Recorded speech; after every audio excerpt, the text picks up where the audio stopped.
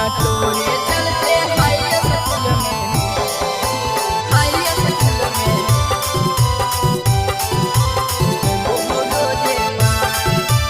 Magahi recording studio Samastipur Sheikhpura.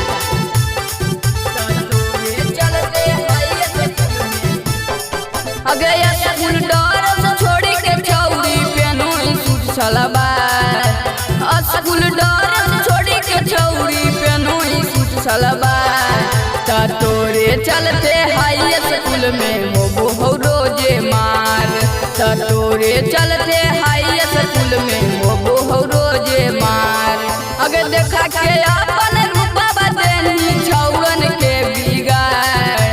देखा के अपन रूपा बदनी छौरन के बिगाड़। तोरे चलते हाई स्कूल में होबो हो रोजे मार।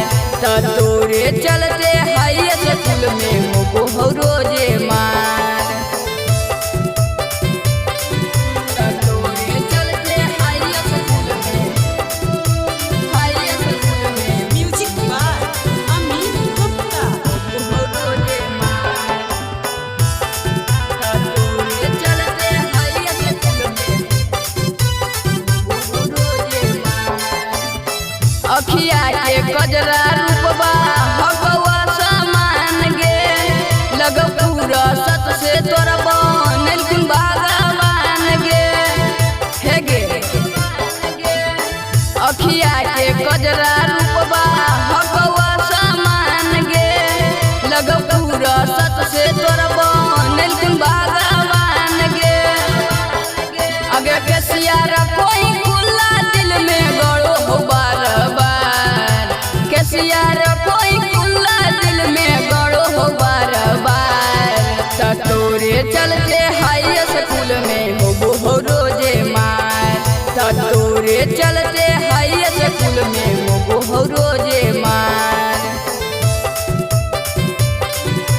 तोरे चलते हाई स्कूल में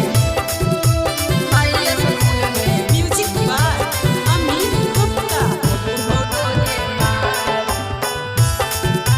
तोरे चलते हाई स्कूल में हो रोजे मार। बूढ़ू दीवाना लगल रहो तोरे फेरा में। पढ़े ले आबही काहे एतना कुबेला में।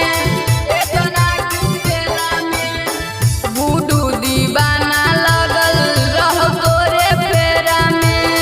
पढ़े ले आबही काहे एतना कुबेला में। अगे गोलू राजा यादव कहौ जो नायक संभाल। आगे गोलू राजा यादव कहौ जो नायक संभाल। तोरे चलते हाई स्कूल में होबो हो रोजे मार। तोरे चलते